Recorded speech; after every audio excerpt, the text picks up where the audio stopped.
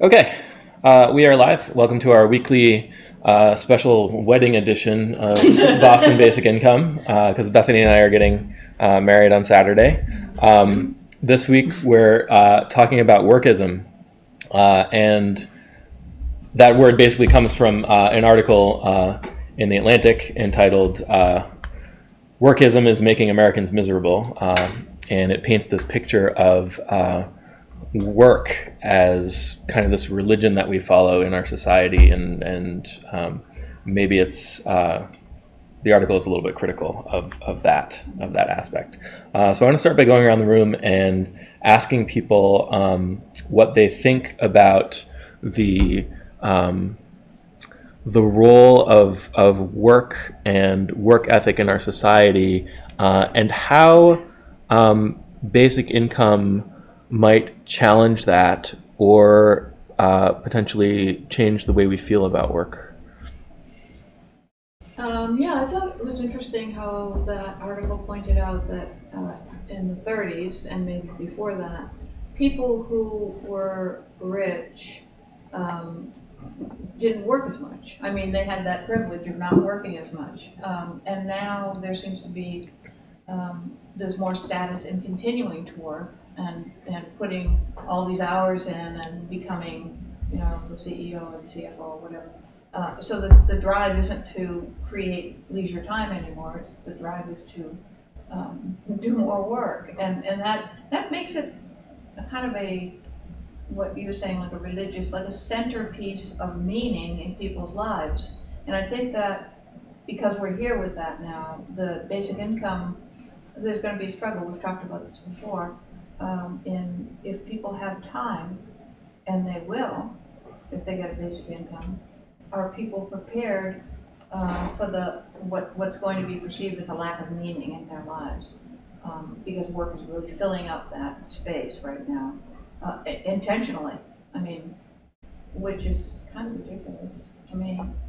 The idea of following your passion and the passion is working under fluorescent lights 8 hours a day. It doesn't, make sense. Yeah.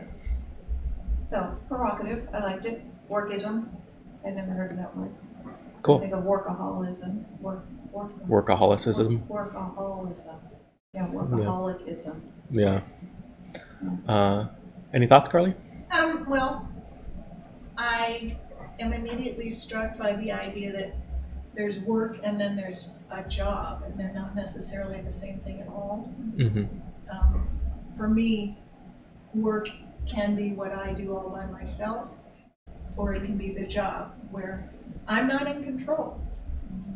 And I think there are some people who prefer not to be in control. They like being, plugged into something where they don't have to make the decisions or take the risks. And I think there are people like me who would rather be in control, who don't mind the risks. And I think there are different kinds of people. I believe that basic income would be more useful to people maybe who like to do their own work, and people who don't like to do their own work would be limited by it, maybe. Just that idea. So different kinds of people. Cool. Is my thought. Elizabeth?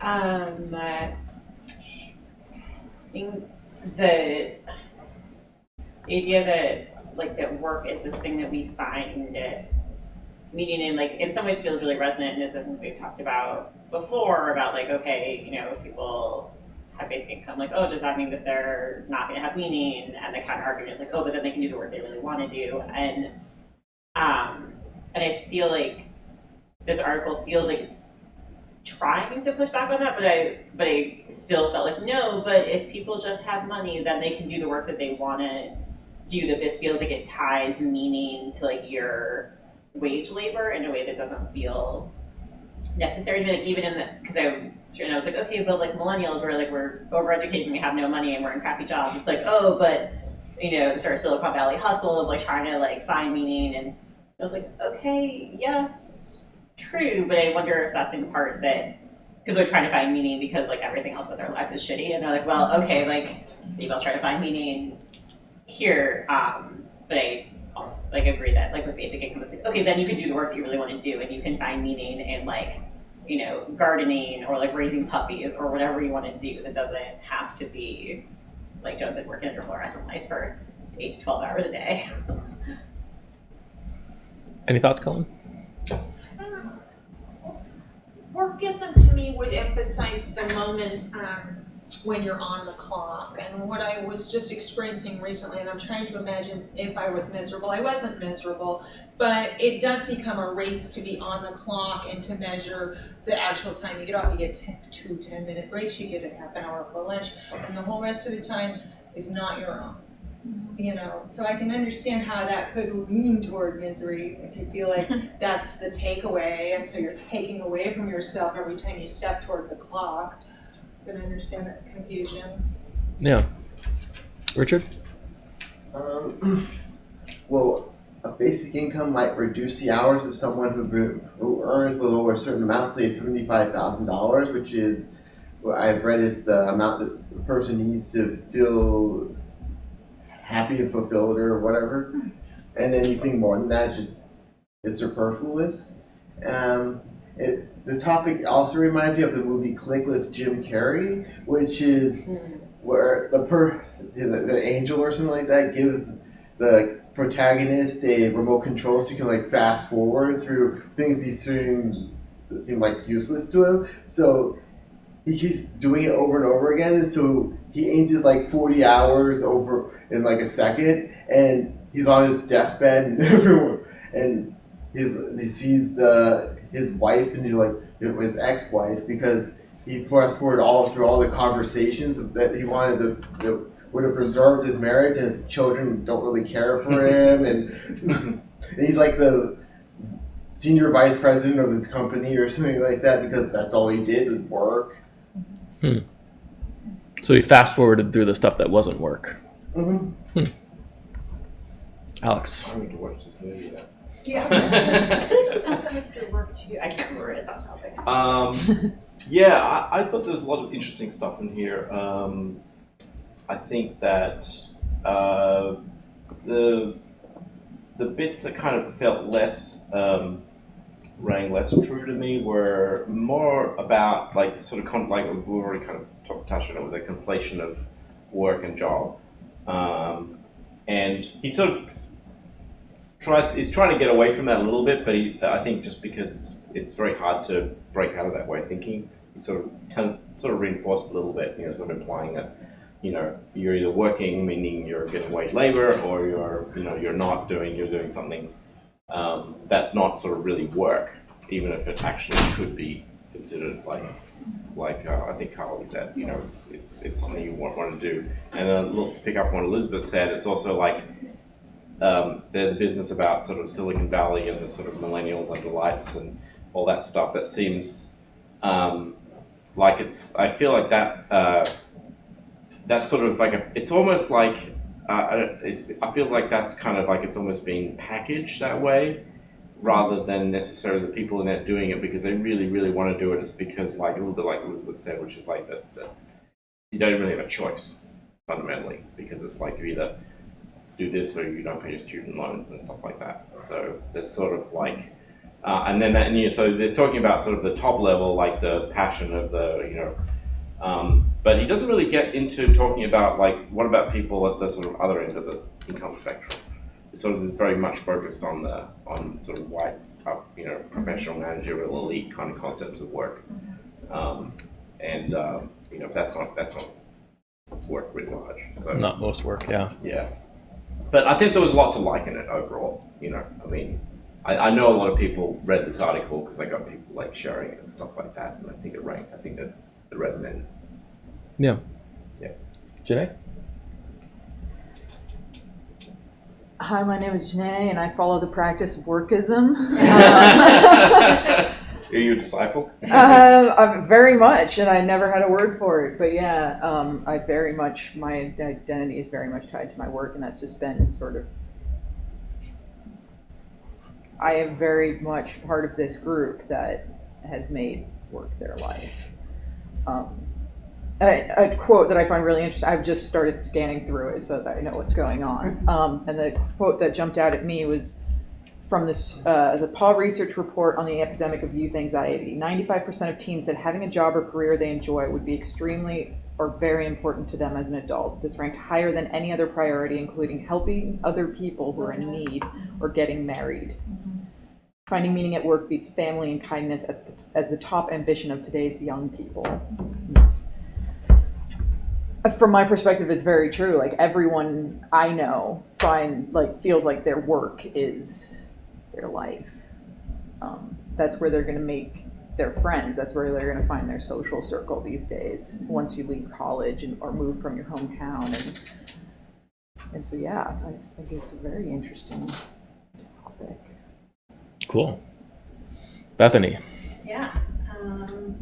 So I didn't have a chance to read the article because of wedding preparation, but in terms of this concept, I guess I'll echo a little bit, I think what Alex was saying when I came in, which is like there is a context in which this attitude is selected for. So I don't know if the article talked about that, but presumably like if you're in a work setting and you're expressing the ideology of really caring about your work and getting all of your meaning from your work and being totally going to go about your work, like that is a cue that you're going to maybe work longer hours or be more dedicated for a longer period of time, and so your employer is probably kind of happy about that. And so, you know, because I study how humans, so like how ideologies kind of can track the broader incentives, this seems like a good example of that.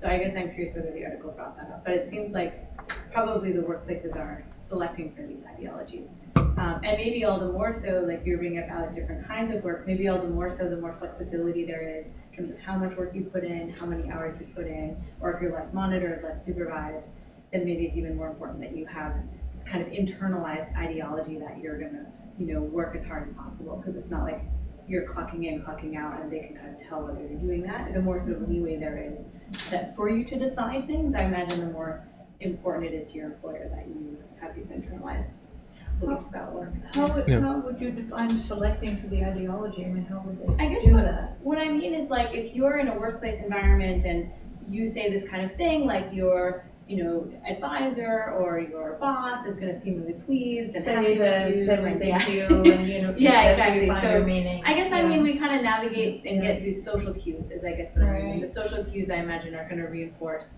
this kind of thing, because your boss is going to be really happy to learn that, you know, you really want to put in all this work. And Right. And also, if you internalize it, so like obviously Yeah. Janae wasn't saying that in front of her boss just now. Right. But if you do internalize it, that makes it more genuine, Yeah. so that when you do It's more interact with convincing. you, right. So Yeah. it makes Right. sense that people would internalize this as Definitely. well, even if Yeah. it's something that ultimately comes from needing to kind of be successful and get ahead. And, Yeah. It's Yeah. interesting how it all dovetails, so it's like a making a virtue of necessity, because you really have to work anyway, and so the fact that you're finding meaning there is a happy coincidence for your employer. Right. Right. And you Or might not. right. Maybe less of a coincidence. Yeah. Exactly. And you might, I mean, that whole idea of saying that it's religion is interesting to me too. Right. Because then we're talking about And I think what's meaningful in your life. the original title of the article was "The Religion of Workism is Making Americans Miserable." Right. And you can still see that on the Yeah. like title Yeah. part Yeah. of the tab. But, Yeah, yeah. and that's a statement all by itself, that it's a religion, yeah. and it speaks to the meaningfulness of it for people. And- But it and- also is great for the employer. As Well, a they good kind of thing. Yeah. mentioned that there was that the quote about you know, indeed, if you are designing a black mirror Yes. labor force and encourage overwork without higher wages, what might you do? Perhaps you persuade educated young people income comes second. No job is just a job, and the only real reward from work is the ineffable blow of purpose. Right, Yeah, yes. it's a diabolical game that creates a prize so tantalizing yet rare that almost nobody wins, Right. but everybody feels obligated to play for Yes. it. Right, that's really good, yeah. Yeah. Intermittent reinforcement that kills rats. So. Yeah, and it's interesting that a bunch of people brought up the distinction between work and a job. And then we can ask the question, is this article really talking about workism, or is it talking about jobism? Or maybe it doesn't really distinguish between the two. Because, I mean, I think the idea that you kind of, you know, if you feel a purpose in your life and you kind of part of how you define who you are is by the thing you're passionate about and that you love to do. That doesn't sound necessarily like a bad thing, and that doesn't sound necessarily like something that would make people miserable. But then if it comes from this kind of need for survival, and then you're kind of forcing yourself into this mindset in order to just be successful in life, then I think that can kind of tie into there definitely seems to be a lot of work that's kind of showing now that, the kind of, it's almost like, capitalism, for lack of a better word, is kind of co-opted that, the sort of like, the internal need by like sort of like making you feel like, just like you were saying. So I feel like there's an element of, and it may not even necessarily be conscious, but there's definitely it's sort of self-reinforcing. There's very much a kind of like, well, we can use these tools to, kind of reinforce. Like, the classic example I'm thinking of is like, I don't know if you remember a couple of years ago, there was those ads on the T for, I think it was called Fiverr, yeah. Fiverr, and they would say, something like, I eat a coffee for breakfast. I do something. I do 7-10 things before lunch. I'm a doer. And it's kind of like making a virtue of basically self-exploitation. Right. So I feel like that's a big part of that kind of world. Yeah, Colin. So self-exploitation is an interesting concept. What I was getting at was that when I get to work and I sign into work, thereby giving up 8 hours of my time to someone else, I do not sense individuality in that situation, so my private life becomes more important to me. Right. Yeah. And I think that, for example, artists and writers and people who, that distinction between a job and a career and even a calling or a vocation, that's where the internal life and the external life kind of get more melded together. If it's just a job, then it's something you just do, but you have your private life, and that's different.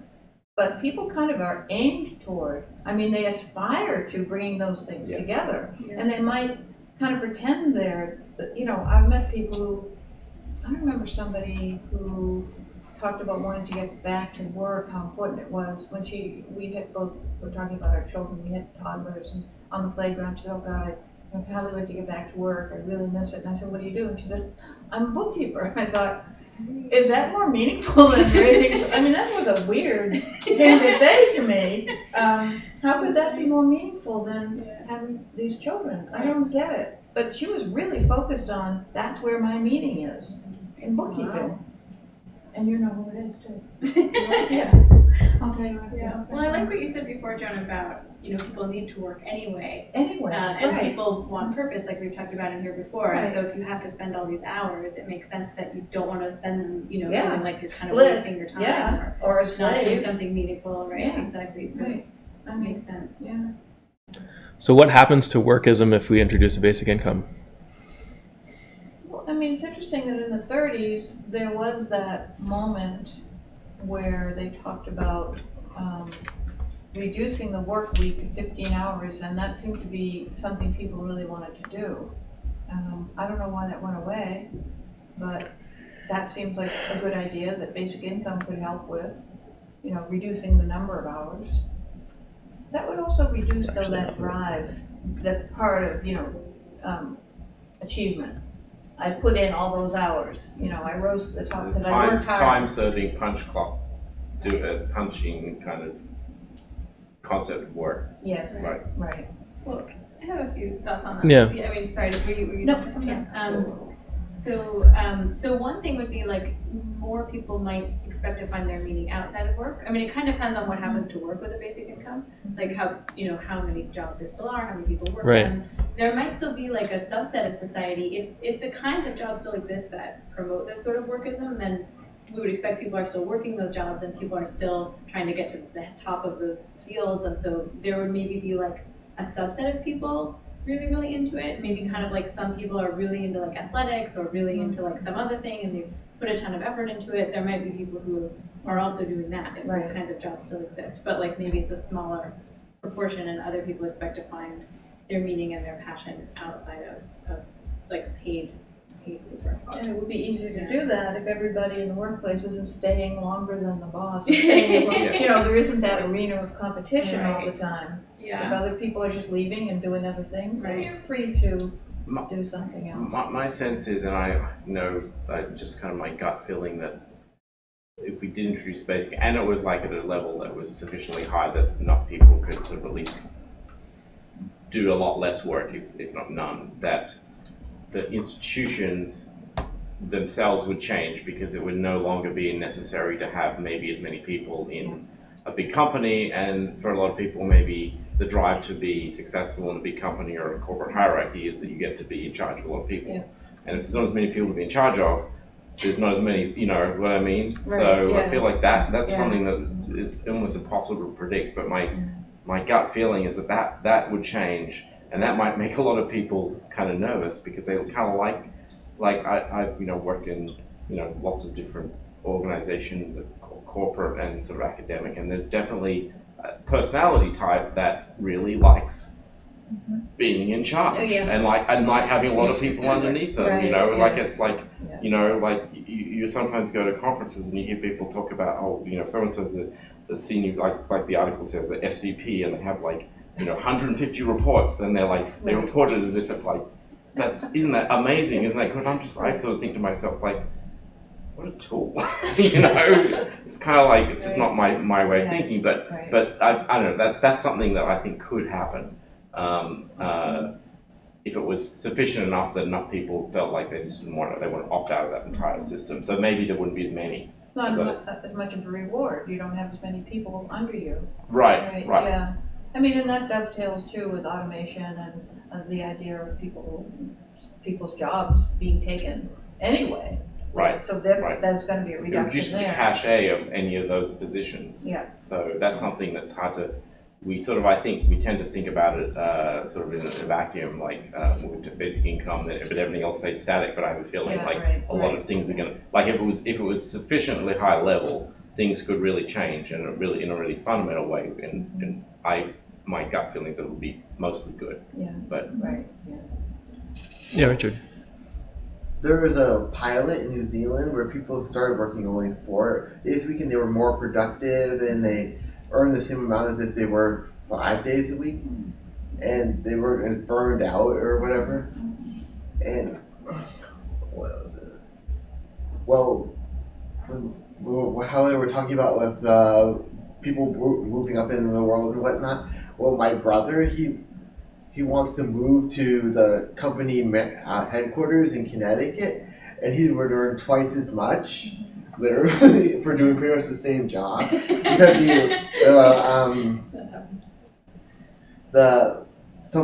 caught the attention of someone who a higher up person in his job, and they really like him, and so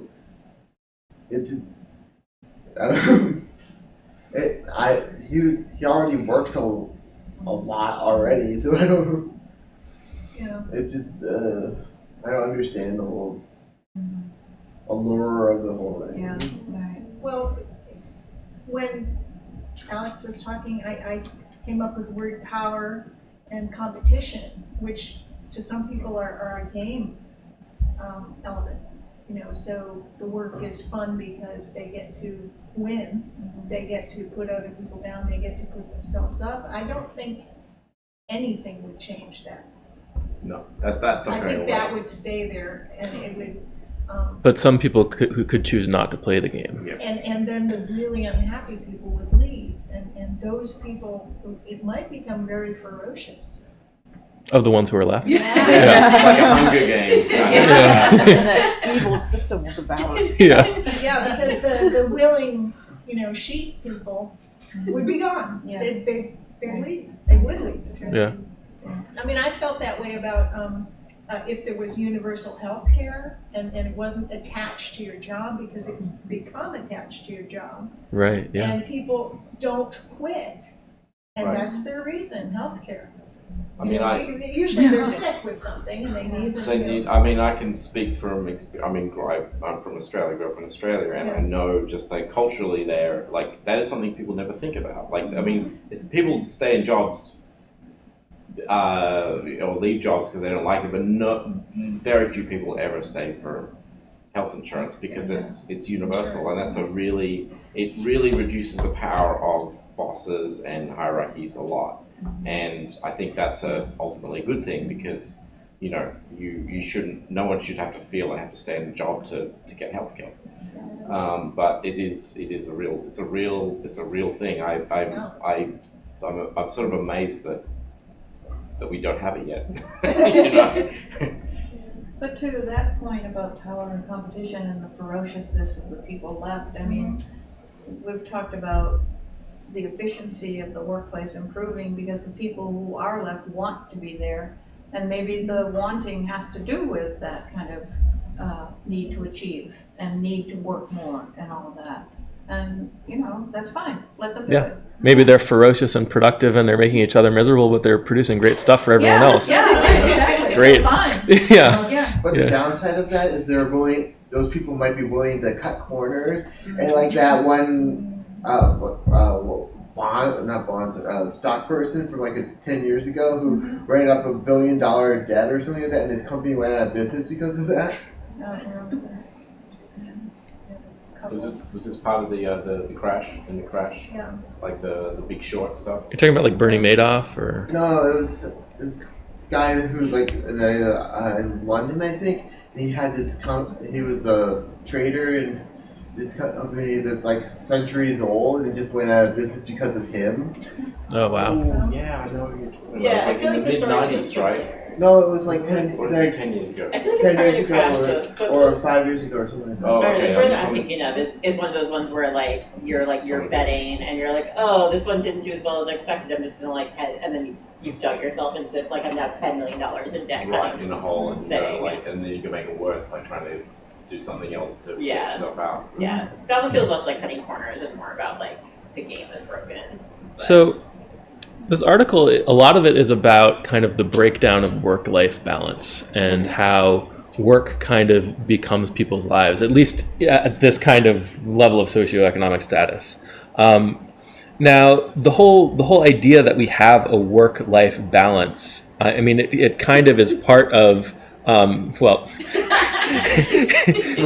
it's kind of part of this idea that, a job is kind of like a specific thing, that your specific role in your society. It's not just how you spend your time, but it's, you kind of have these compartmentalized parts of your existence, right? So do we think that would still, that work-life balance would still be something that we would even think of in a positive light, if we had a basic income and people had the freedom to spend their time how they choose? Or would you just be like balancing between different parts of your life or something like that? I think you'd be balancing between different parts. Like we also try to balance our family and private time, or time by yourself and fitness, or there's other things we balance that aren't specifically a job, but we still talk about balancing our time. It's just how we sort of spend our time. Right. I agree that the category of work could become a little bit more on the same level as some of those, and it wouldn't necessarily be called work. Maybe it would just be called I don't know, what you do that's important to you or contributes, or has your hobby or your sense of purpose. Right. Yeah. But I think it would still have to be balanced. Back to the meaning and religion of work, I mean, in terms of balance, I wonder if balance is not a goal. I mean, it's not a goal for some people. Right. I think that's kind of what they're saying in the article. And Yeah. so the goal, how would that goal be decoupled from, meaning in life? And should it be? I mean, it's a question I ask. There are plenty of people who are happy achieving, and that gives their life meaning. Is there some reason that they shouldn't feel that way? I agree. Yeah, and I know people like that Yeah. who Well, would, There she is. Yeah. Well, today, I guess. Oh, well, no, I didn't, when I was saying it, I didn't mean it as a good thing, actually. Oh, I wish this okay. weren't the case. Right. I'm one of the people who was sold the idea, and I just made that my life. I don't Yeah. want it to be. Did you feel like you okay. came to a realization recently that you didn't want that, or is it kind of something that's kind of crept up? I think it's actually something that I've always said in a not positive light of that my work is my life. Okay, I didn't I know don't it have wasn't anything positive. besides my work. Right. Like every time I have a phone call with my parents, they're like, "So what else is going on?" I'm like, "I have literally nothing else in my life Right. besides work." Right. So, and I don't like that. And I'm reading the article. It's sort of this idea that's been fed to a lot of this generation that work should be your purpose in life. And so, and then also like every time I have conversations with people about like, how do you meet people these days? Like, how do you make friends? How do you make a life outside of work? Yeah. And everyone's like, well, make friends at work. And then you make friends at work. I don't know. Like no one has an answer to that. At least no one I know. People not, I know there is an answer. People don't but- do like recreational sports leagues, trivia nights, like meetup groups, like religious organizations. Like there are like a multitude of options. I know, but they just like I don't know. Like I'm in a different group of us that we're all a little lost and can't find our niche and yeah, I don't know. That Yeah, would be cool. like an index card of options. You want to take that home with you. All right, so question. Yeah. So you had mentioned the idea of competition, and I'm just curious. I was thinking back to what makes me miserable about jobs, and I realized that my misery starts the first time I encounter a supervisor who wants faster, better, more from me, and I can't do it. And I'm fine with it for a little while, and then there comes a point when I realize that, oops, now it's too much. So how would you introduce the idea of competition if for basic income? If my supervisor is saying, see, your time is my money, so I can ask you to do what I want. So if it's a basic income, how would you incite people to be faster, be better, and do more? Right. That's a great question. And we talked about You can that. pay You're them, part of it. right? Yeah. That's a negotiating tool now. Yeah. Yeah. So Elizabeth made a really good point, which is that To your point. well, which is, so the labor market is a market. You can pay people if you need people to work. You can pay them. If you need people to work harder, or if you need to have harder working people working for you, then you can offer more money to get the work done. But it's the more freedom that people have, the less you're going to be in a situation where someone who really doesn't want to do the work or can't do the work is trying to do the work, right? And I think that's good, not just for those people who aren't kind of being forced to do something that isn't really compatible with how they operate, but it's also good for the business, because now you won't have people who don't really want to do the job competing with people who maybe really do want to be doing the job. And it's good for the customers of that business, because now all the people who were less productive or less engaged with that work are now leaving those jobs and making room for people who are more engaged. Yeah. Well, I've always been an outlier, and when I was a paralegal, my employer actually wanted me to work slower because I was so fast and accurate, and I was a paralegal, and the more time you take on something, the more money they earn, $100 an hour for a paralegal, and so they. Perverse incentives, right? Yeah. But I Stretch out the bills. I was so bored. Yeah. If I worked slow, I would be bored. I've been And I in was- those situations. That's called gold bricking. That was the old term for it, right? Gold bricking. I don't know where that came from, gold bricking. I mean, what the literal. actual bricks I of don't know. gold. It came from the military, though, I think. Yeah, just like standing around, not shoveling dirt too fast into the ditch, not doing a job too fast. There was a reason not to do that, because then there would be expectation that everybody would be doing it faster. Right. Okay, gold bricking is the practice of doing less work than one is able to while maintaining the appearance of working. It originates from the confidence trick of applying a gold coating to a brick of worthless metal. All right. It's a metaphor. Yeah. In Russia, the USSR, there was a practice called the ratchet effect. So everyone would underperform. So they were always trying to increase the output, and so if they underperformed, it's like, oh, let's increase. We want 5% more next year, and so we'll do that. Yeah. But Yeah, we're keep it low. mhm. Yeah, so the expectations rise, and then, yeah. This You have kind to of work relates, harder. this kind of relates to the point of this whole ideology in the first place, which Yeah. is that employers are dealing with this kind of problem. So if they really want people to internalize a sense of doing their best at work and having it be like something beyond just what they're getting paid for, because then people won't Yeah. work, they'll actually like They're put not in their full identified effort. with it. Yeah. Right. So I think there's kind of two sides of the same coin here. One side is the workism side, where people really do internalize it and want to work hard and do their best, et cetera, et cetera. And then there's the other side of the coin, which is that this idea of work being important is so ingrained in our society and so ingrained in, you know, people's livelihoods and in survival, that you have to fake it even if you're not into it, right? And I think, you know, as Alex pointed out, you know, most work and most workers are not like the people described in this article. Most people kind of, they go put in their 8 hours, do the daily grind, and it actually is a separate thing from their personal lives. So this is kind of like a very specific subset. Although the Yeah. little bit that I know about like other kinds of domains and companies and stuff, I Yeah. see that there's like an effort to instill this kind of thing, like no matter what the job, and I don't know how Yeah. successful it is, Mm. but it's like, no, like this is your purpose of like We're all a helping these family. things, Yeah. exactly, helping serve people faster. Or they hire, Something like- that you can stay on site, you can sleep there, you can eat Right. there, you Or can they do your hire dry ministry, cleaning. Google does they hire a that. Yes, minister of yes, fun. like Like I know Yes. one place Yeah. in Boston where they hired like a minister of fun to like make everything Right. fun because That's like they great. were finding things were getting a little bit There's slow. no reason to leave. Do you think he's having fun, the Minister of Fun?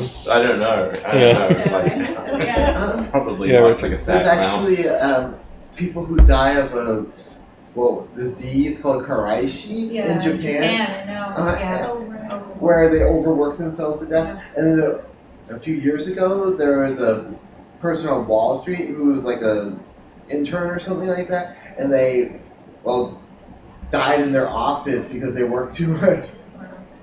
Yeah. Janine, do you have a comment?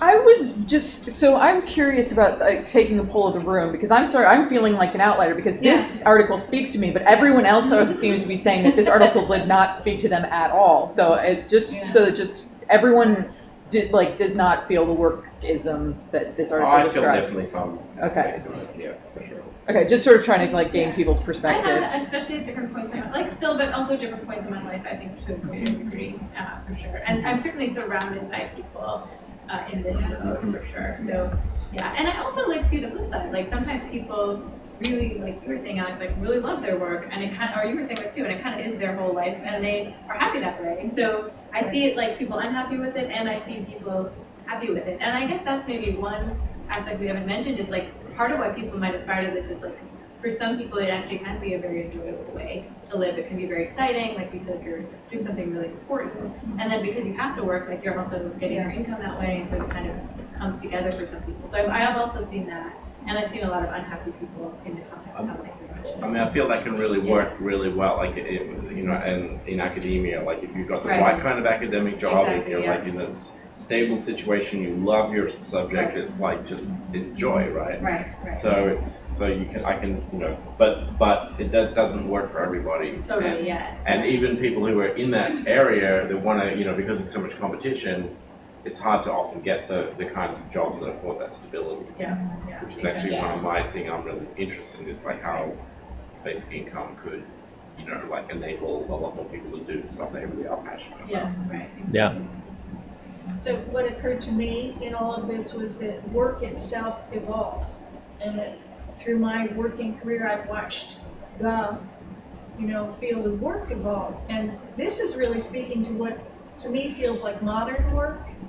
This wasn't really that common back in the 50s, maybe advertising, certain corporate, back in the 50s, there was a phenomenon where companies owned you and they moved you. And it really did break up the nuclear family that existed before the 50s. It really did happen that way. And I'm thinking that that there's an evolution, and this is what we're going to. So this is becoming more and more common. And that my personal experience is, I've never done that. I've never done anything like that.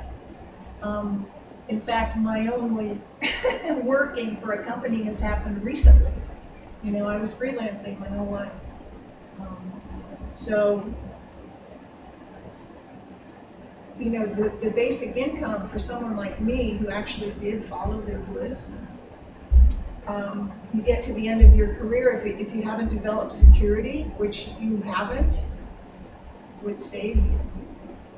Would really save you from, you know, I'm in a position where I don't know how to retire. I can't retire.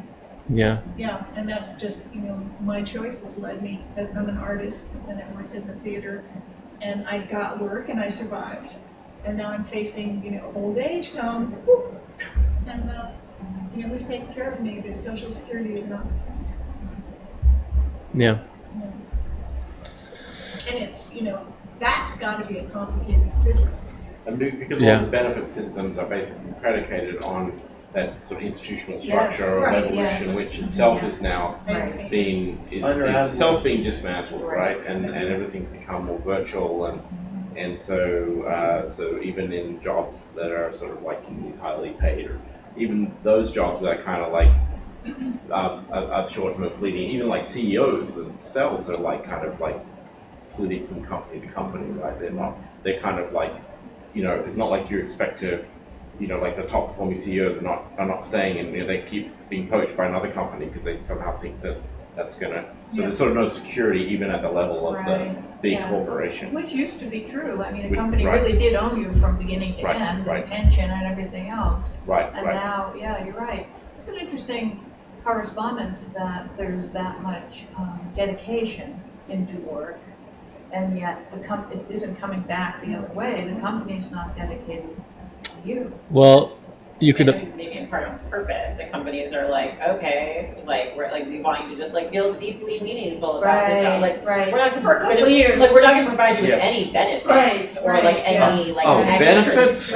Right. You don't need that. Well, you could imagine that if, you know, kind of the driving factor is that people are feeling more like they have to work harder, more dedicated to work, more driven to work, then there's less of a reason for big companies to try to win you over and take care of you, right? So obviously if you're starting with the companies not treating the workers as well, then you're like, well, why are people more dedicated? But if you start with like some force that's driving people to work harder, maybe they're more desperate or something's changing in the culture, right, then that would result in the employers being less, And that gets at a kind of deeper level about, you know, what's missing, that people will be doing this in the first place. You know, what is it that used to be there?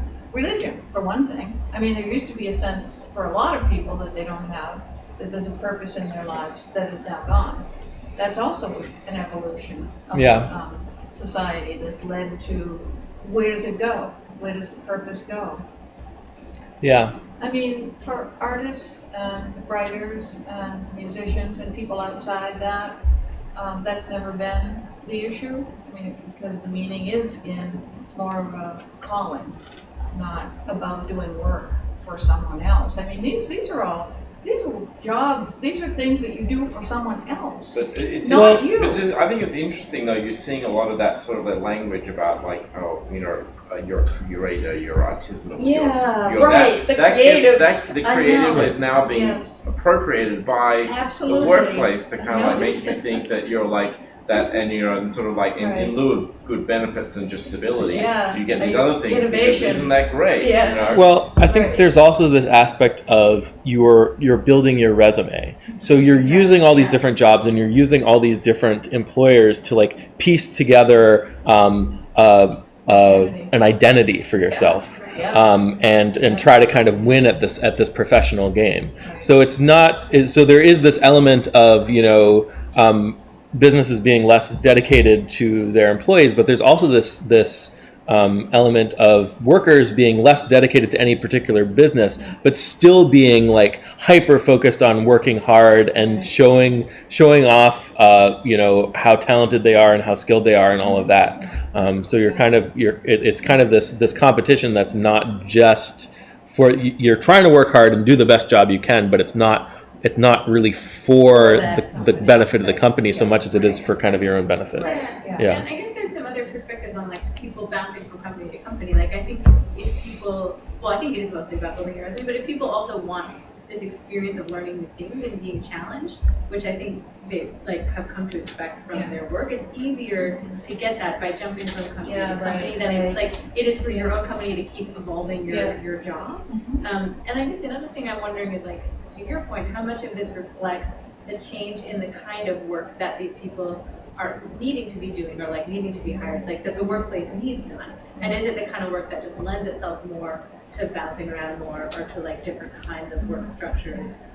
Might be one of the reasons that we've seen this kind of change, especially if the nature of the work that needs doing is changing all the time. It might not make as much sense to hire someone for life if you don't even know what you're going to need people to do in 5 or 10 years. So I suspect that has something to do with these changes. Yeah, it's sort of like it's like recapturing the good aspects of all of these kind of buzzwords, like and like, but not tethering it to a particular job, and then you let those values really be real and not like sort of like. Yep. You know what I'm getting at? Like, There's a game theory concept called pooling, which is when you have something, like let's say like some jobs really are really exciting and you learn a lot and you're really creative, then everybody else wants to look as much like that as possible if people can't fully tell the difference. That's called like pooling. So I think there's a lot of like pooling, just pooling together.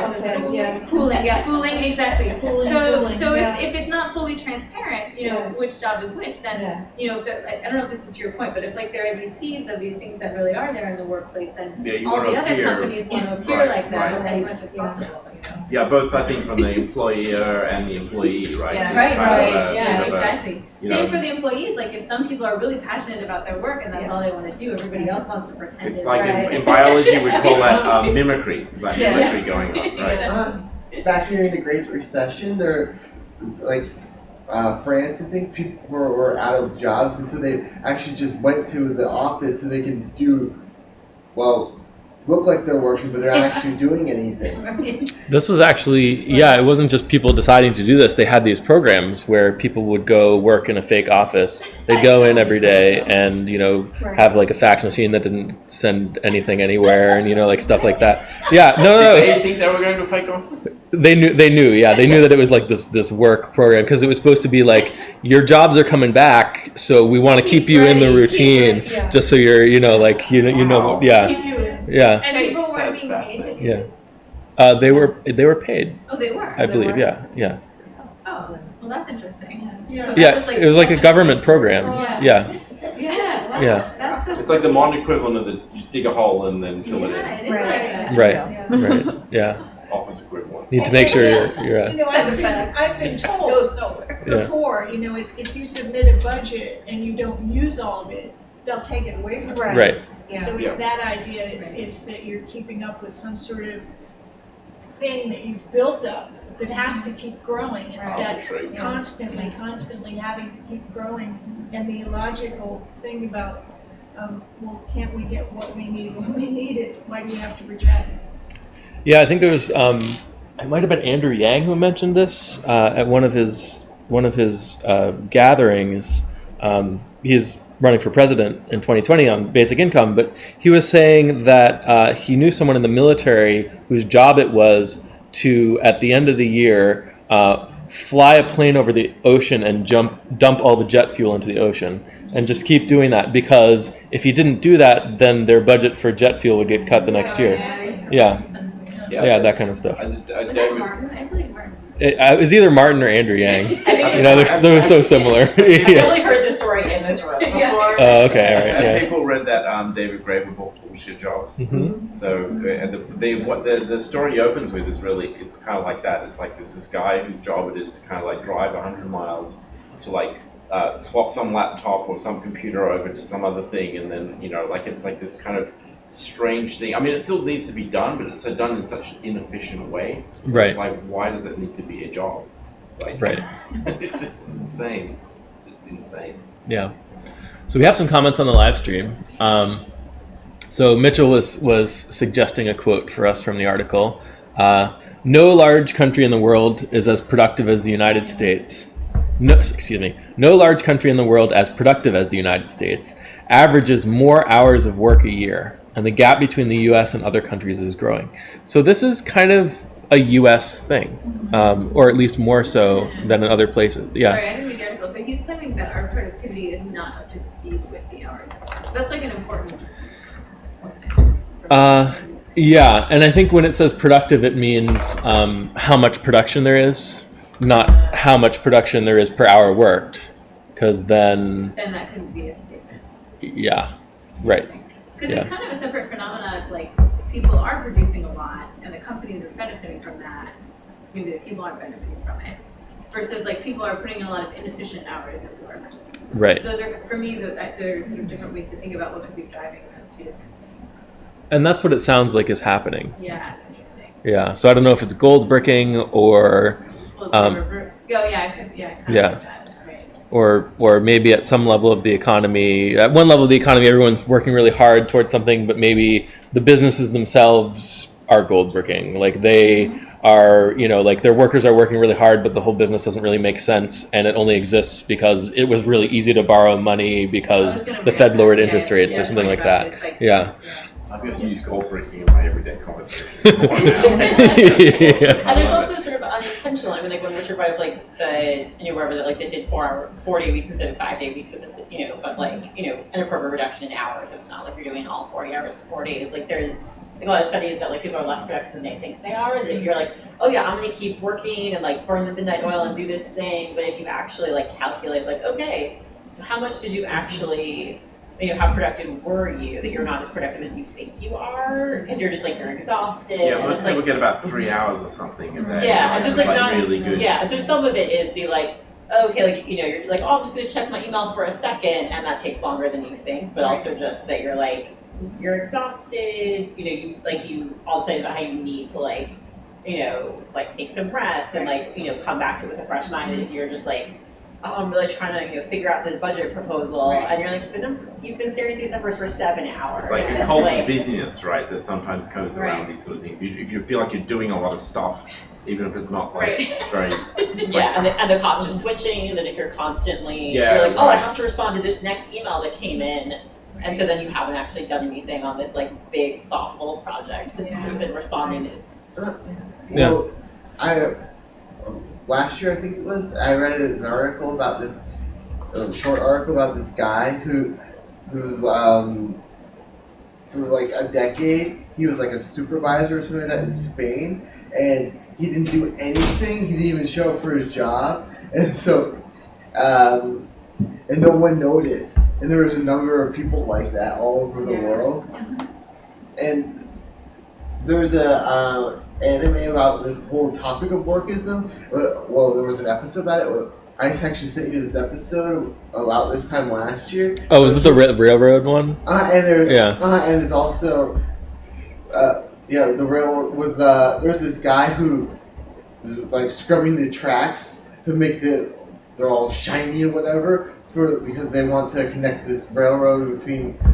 And then there's a guy like a few miles behind him is taking up these railroad tracks because it's not necessary anymore. And then there's another aspect of the episode, it's like split in half, where there's this these people who think that stress is good for you and things like that, and the whole society is automated, there's no need for the people to work at all, and they're just we're going to crunch these numbers, even though we know that the computer's always right. Yeah, it's so ingrained. And Michael has a comment here. He says, it seems strange that people focus on and value the work rather than the result produced by the work. So that's very, very true in our society. People, we ultimately the work has to go towards something. But oftentimes we kind of stop at, well, what are you contributing? Instead of like, well, what's coming out? What's the benefit that's being created, and how are people benefiting from it, and that kind of thing. There are so many instances of not being able to measure that. I mean, I've been in so many companies that Not being able to measure. What's coming out of that? What is the result of that? What are you contributing? The work can't be Right. You can't pin it down to what it's contributing. I mean, think of a big Well, software company where everybody's doing a little piece of it. Yeah. It's, So go ahead. So I think the point I'm making is not about looking at people's work and saying, what's the product of that individual unit of work, but maybe looking at the economy as a whole, and instead of focusing on what people are putting into the economy, focus on what people are getting out of it. Because the only reason we have an economy is for Right. people anyway, right?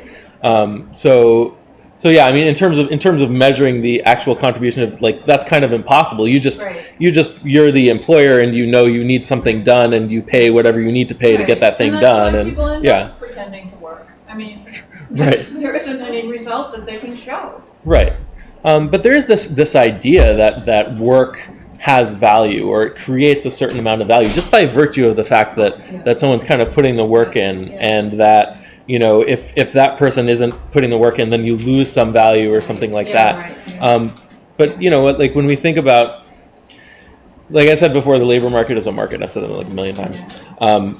And there are plenty of valuable things that we do with our time that nobody would pay for, because people want to do those things anyway. They're valuable, but people want to do them, so you don't have to pay for them. And then there are things that maybe aren't that valuable, but we still need it, and people don't really want to do it, so it pays a lot more than something that's creating more value or something like that. But that's kind of how markets work. But we have this idea that the value you contribute should be somehow in line with how much you get paid or something like that, and it just doesn't make any sense. Yeah. And what occurred to me was that there has to be some way of determining at what size a company, the bigger they get, the more space there is for this kind of nebulous work that doesn't go anywhere, that isn't even seen. And a very small company, you're not going to get away with that, because they're looking, because you're intimate with your workers. Yeah. So there has to be a way. But even if you kept it to all small companies that are efficient on their own, then you could look at the economy as a whole, and maybe most of those small companies, even though they're efficient at doing what they're doing, maybe they're not necessary. So you can look at the whole economy as like a big company where there are these individual, like, worker companies that are kind of not doing something very meaningful, that kind of thing. Like, on the one hand, these bigger companies have more of these inefficiencies, and on the other hand, a bigger company can be more efficient than a whole bunch of small companies in some ways. Like, just because it has economy of scale and stuff like that. So I don't know how those things balance out. And there are a lot of companies that are doing the same thing as each other, and it's very redundant. So it's not. I don't think it's true that you can say there's like some efficient size of a company that just kind of like keeps it lean and is better for the overall efficiency of the economy if we just had these kinds of companies. I don't think that I think big makes companies sense. are always struggling with this. Like, how can they try to maintain Right. some of the efficiency of the smaller company?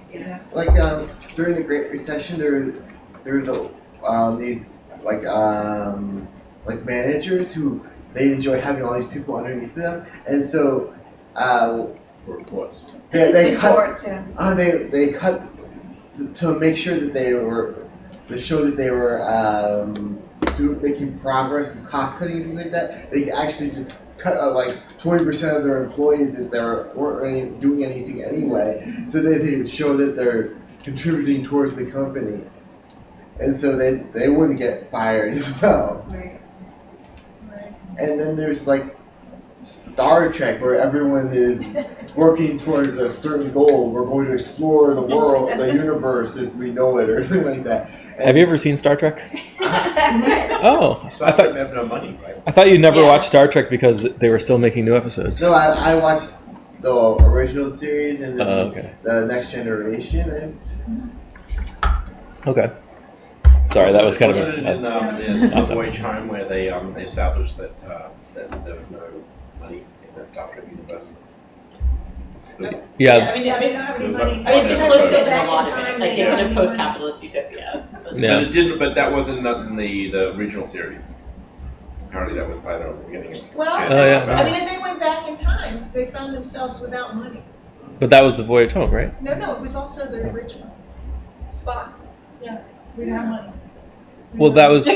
Yeah, I'm talking about the one that had where they went to San Francisco, yes, Wales. yes. Oh, the Yeah. movie. The movie, Yeah. Yes, the the movie. Voyage Home. movie. Yeah. There's, I know this. I'm not a huge Star Trek fan, but there's another book that's kind of like I read a couple of years ago, which people here might be interested in, which is called Trekonomics.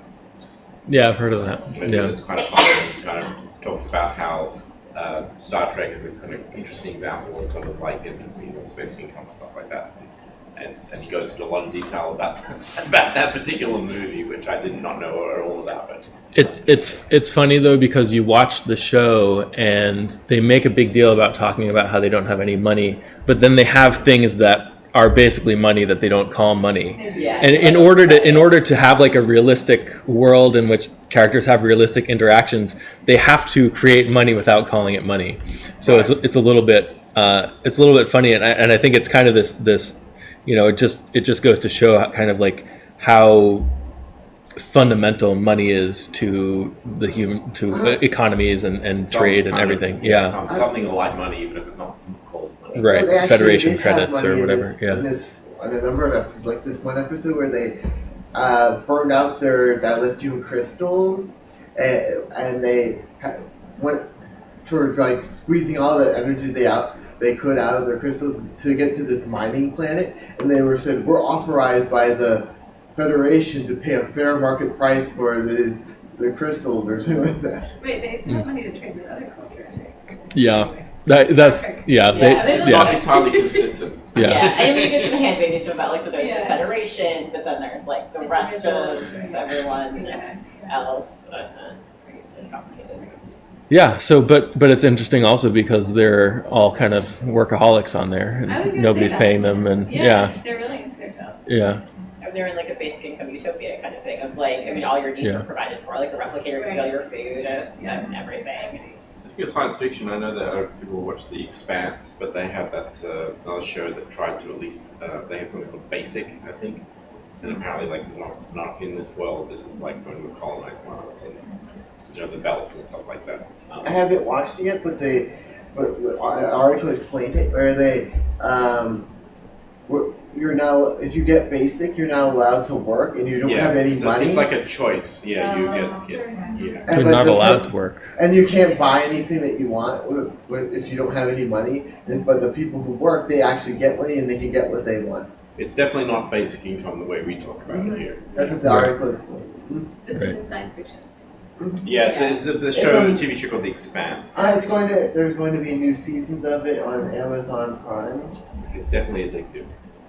Once you get it past the first bit, so that's what I'll say. Okay. Yeah, so where do we go from I there? had a point. Yeah. Earlier about, like, Yeah. basic Sorry. income. No, it's fine. About how like basic income would affect people's engagement with work. Because like Yeah. on the one hand, we have sort of arguments on both sides. Like on the one hand, you have more bargaining power. You might want to work like fewer hours and have more of like this work-life balance because Yeah. you have more bargaining power. Or you can imagine like people being more sifted into like not doing a paid job at all or very little versus like working all the time, like you were kind of mentioning, because like you really, that's like what really gets you going is like this competition, or because the jobs themselves are much more efficient with like really long hours, so they just pay a lot for people to work really long hours. So I guess maybe it'll be a mix of both, but Yeah. I could see like both people going to like shorter work weeks or kind of dividing out and doing really Well, still something. I think a lot of it's going to come from what's the most efficient way to allocate labor in different types of industries and that kind of Right. thing. Yeah. Like there might be some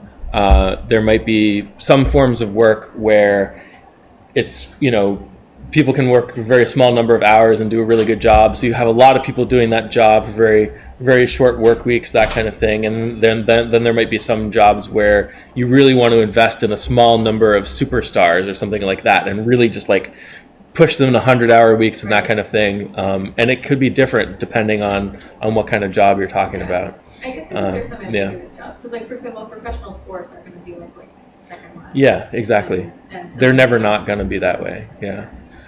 I mean, the drive that people have to work isn't really addressing the inefficiency problem, though. I mean, when you talk about big companies being inefficient and all the different ways in which they are needing to work because you're driven to work, may result in a more inefficient company because you're making work for yourself in order to feel meaning. So when you say inefficient, you mean people are doing more work than is necessary to get the job done? Yep. Okay. I Yeah. have an input on that. And forgive me if this was already said, I zoned out for a little bit because I was trying to find the part in the article that discussed it, kind of off that topic of the the work rather than the result, and that Yeah. it comes of like, why are we working more or being less efficient? Yeah. And I think they touch on it in the article, and it got me thinking, is that a lot of jobs these days don't have results, like don't have quantifiable Right. results. Yeah, Like when, like my job example, I'm a production manager. Right. I'm not going to like go home and show the fam of like, look, I booked everyone's travel in the company. Like Right. that's not something that you go like brag about. Right. Versus like, you know, like building a building or painting a painting, that it is very obvious the result. And so I think people are instead like, they're finding meaning in just working In just more the and being able to say of like, I worked Right. a 50-hour work week this week. I'm Right. badass, as opposed Yeah, to being counting like, the The product of the look work at is this the what work. I did. Is the Yeah, hours work, exactly. right? And I mean, Right. bringing people into, which is something that happened to me often, bringing people into a room and talking about how well the product did and how much money we made this quarter and stuff, and thank you everybody for your contribution. I don't know what my contribution was to that, and I really don't care. And I'm not alone. There's a room full of people who feel that way. But those are the same people who would say, you know, I worked my ass off, I worked all these hours, I did this, I did that, but what was the contribution? You know? Yeah, they I talk don't about know. the intangibility, right? This is something about like the, Yeah. the Yeah. fact that it's like a work product is kind of like intangible. It's like these kinds of like not something you can put your hands on. Right. They Yeah. would say invisible, but people are visible. Yeah, I think we should get the. I couldn't find it. I was looking through it. I know. They go into talking about how that's why like the generation is using social media to like play up, Yes, like exactly. pretend Yes. Yeah, that so- their work is fancier than it So is, or it's like the out, Oh yeah, so it's in the millennial burnout. yeah, one. the output of white collar work, algorithms, consulting projects, programmatic advertising campaigns. That's the worst part. Is a more shapeless, not quite invisible. Yeah. Right. Yeah. Yeah. Yeah. Yeah, they're sort of like captured by that. I don't know, that phrase that came out a couple of years ago about like they were talking about how like the best minds of their generation were like figuring out how to ways to make you click more ads on Facebook. Or something Yeah. like that. Yep. And, Yep. Was that in this article? no, it's something I heard that stuck in my head, and I've heard it. It's not Yeah, I've also heard because that. it's kind of like it's clearly into the zeitgeist a bit. So Well, I've often wondered what those CEOs are doing. I don't know. Yeah. No, I don't. No, I know mean- they're very important, and they make a lot of money, but what are they doing? And then Yeah. the movie Idiocracy, the people were the scientists and whatever were working on cures for baldness and stupid things like that, and sort of using stem cells to cure illnesses and things. And then the idiots, they should have won the Darwin Award where their genetic line dies out. Where they like impale their groins on fence posts and things, and the stem cells fix their genitals, and then they can have more children instead. Okay. And so it was a reality TV show, right? Yeah. So, I wrote down. so for the people who really feel driven by this idea of making their work their life, you know, some of them are going to continue to feel that way, like we talked about, even under a basic income.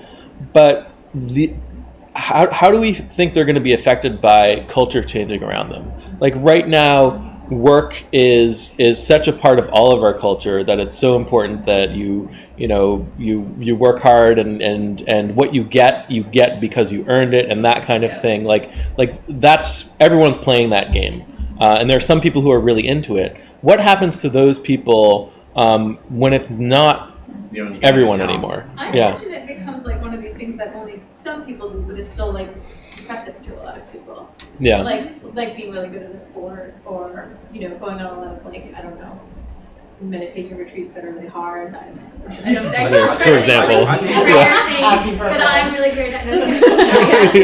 I'm trying to think of things that most people don't do, but Yeah. like some people do them, and it's not like it's bad that they do them, and it's impressive. It shows off a certain kind of skill, or maybe like being an artist now, like being a really like even if you're not paid for it, or being like a really successful artist or musician, or these kinds of more niche things. I mean, I guess I imagine it going in that kind of direction. I mean, if these people are still paid for this work too, it's still going to be socially prestigious, I think, because people like what money can buy, right? So it's not like you would be looked down on, it would just be more neutral. Yeah. And do we think there are elements of this mindset that are more likely to carry over into unpaid parts of people's lives when they have more freedom to kind of choose how they spend their time? That's a good question. Yeah. Yeah. I mean, I feel like I was talking to it a little bit at the end, like how the institutions are going to probably change, because once not everyone's playing the game, then it'll be harder for the CEO or whatever wants to have like all these reports reporting Right. out. But that's kind of what you're sort of getting at, and like, but once it's not the only game in town, then it's sort of like they're going to be like maybe annoyed that not everyone's playing it, but. Well, it's also, But people would admit new games, probably status games, right, like right, there's right. always, Yeah. you know, but it's also other directed versus inner directed that comes up here a lot Yep. too. And what happens when that other direction gets taken away? Do people then find an inner directed way of finding meaning, or are they just going to keep trying the same thing in a different setting, like being the best at a sport or being the best at something? I think, but it Maybe probably they'll change. It probably depends the level of basic income at the level Yeah, at it which does. the level at which the like it can be like you literally do not have to work for anyone and you can still have a middle class life versus like Right. you have it gets you by, but you're gonna have to do something on top Something of it else, to yeah. kind of That's one of the reasons why many people want the basic income to be rather low, so people are forced to work to go beyond the basic needs. They want to emphasize the word basic in basic income.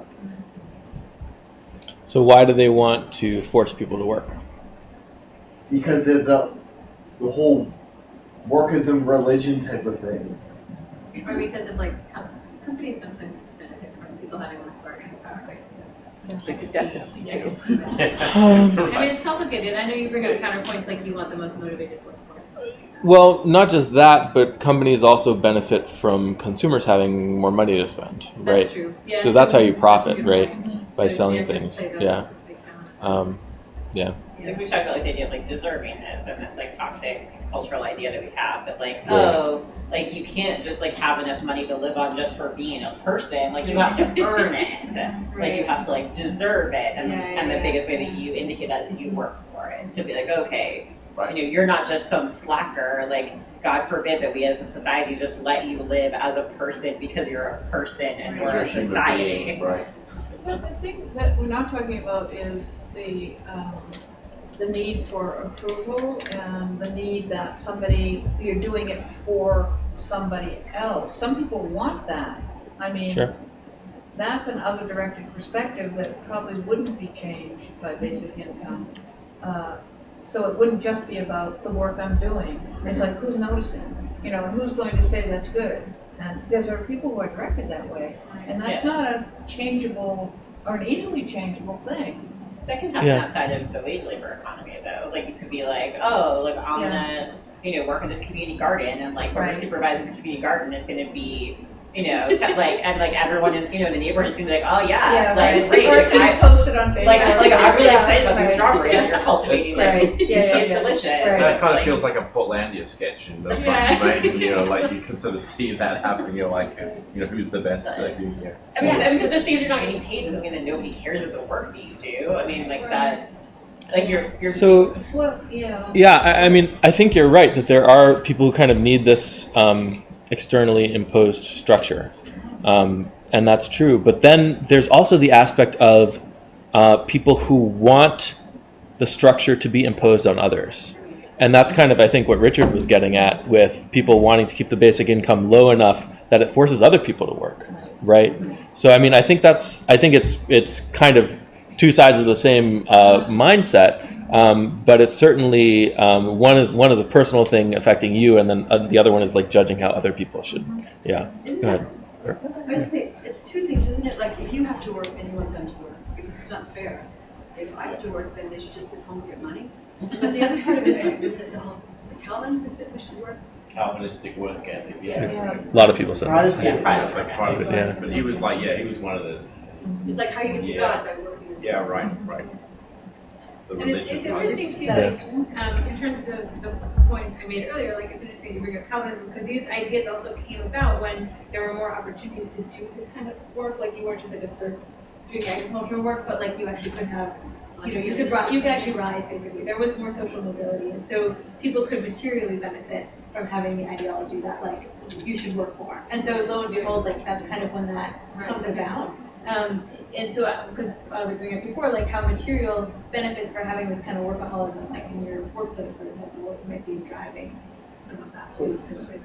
So are you saying that maybe for certain segments of our economy, that is true, that it really is the case that if you work hard, you'll kind of like shoot ahead. So then we come up with this belief system that we're like where did this recent surge of workism come from? It's a couple of things. Yeah. Like I think that I don't know. It's interesting. Like the recent surge. Yeah. I'll point to that in a second. But in Yeah. general, I think of two things. Like one, maybe you actually will get ahead at least relative to others, which doesn't mean the whole system is efficient. But like maybe you'll get ahead by working more hours to some degree. So it makes sense to internalize the idea to work more hours. You actually bring more money home to your family that way. And then there's also this idea of like persuading other people that you have this belief, like your boss and your coworkers, because that will also help you get promoted, because it usually goes along with working more hours and that kind of thing. So there's sort of that problem.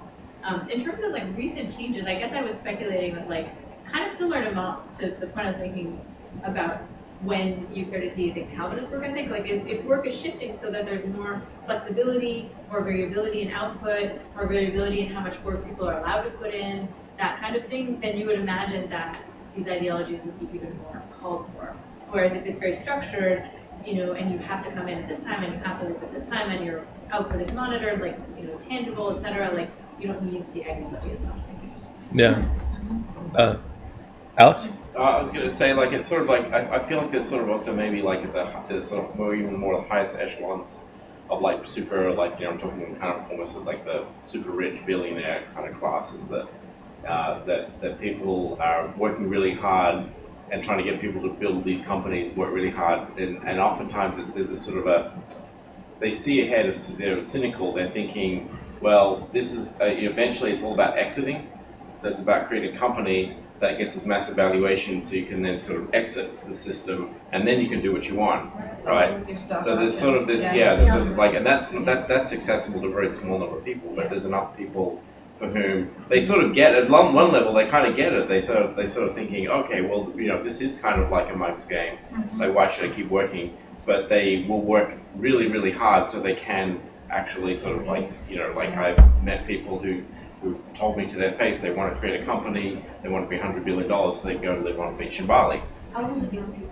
Like, are they millennials? No, because I mean, I think it's a generational thing now. I think ones I've met are in 30s, 30-somethings. Who are millennials, to be clear? What's that? As if who are millennials, to be clear? They're millennials, yeah. So I forget where that cuts off. I'm Gen X, so. Yeah, it's people who are currently about like 36, 37 are like the top end. Those are the people who start companies, who don't really want to be in the company and they don't want to really keep it, and they're not really good at running it, but they're good at starting it and then selling it.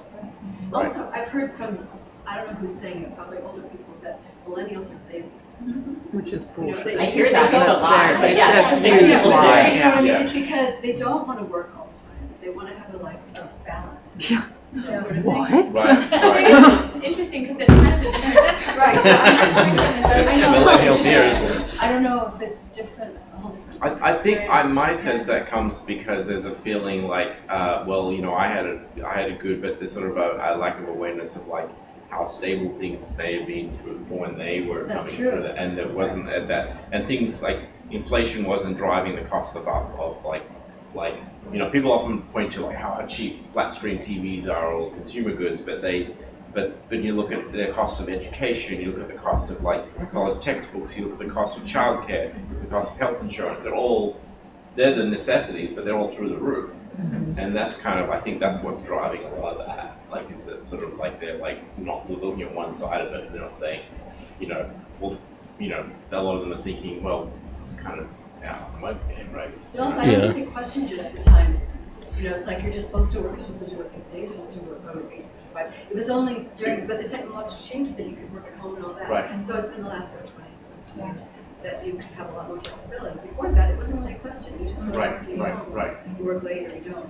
And it worked for me, and it should work for Exactly. you. Yeah. And it's like everything is like just Yeah. you Why are can you just so whiny about your student yeah, you loans? just That's go on like to your rent, don't right? worry, everything will be fine. It's all good.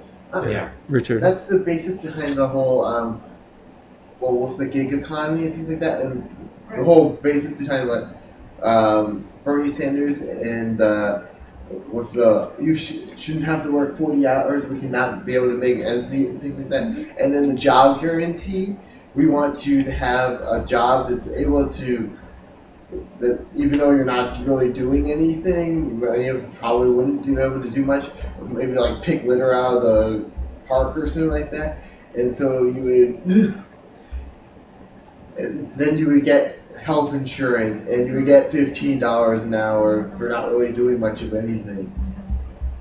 Kind of like what you're talking about under pressure, people going into the office and doing. Works progress administration. You know, but yet those things actually did do some good. Yeah, they built did a lot of a lot. trails. They Like he did. was talking about They a built specific all our example where schools. they just literally went in. Just went into an office doing nothing, like with a broken press machine, to like keep the skills up for when the jobs came back and they were. It was in paid France, for that. right? It was in France, yeah. Yeah. Yeah, did a lot of reform in the infrastructure. Yeah, the WPA put people to work.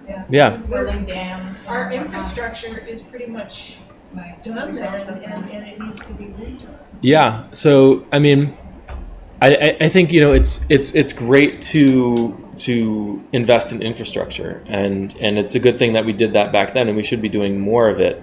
But then the question is, are you doing it because you need the infrastructure, or are you doing it to give people jobs, to give people incomes, to give people maybe meaning and purpose? And if you're doing it to the extent that you are creating jobs for the benefit of the worker, you're not creating jobs because of the thing that needs to be accomplished.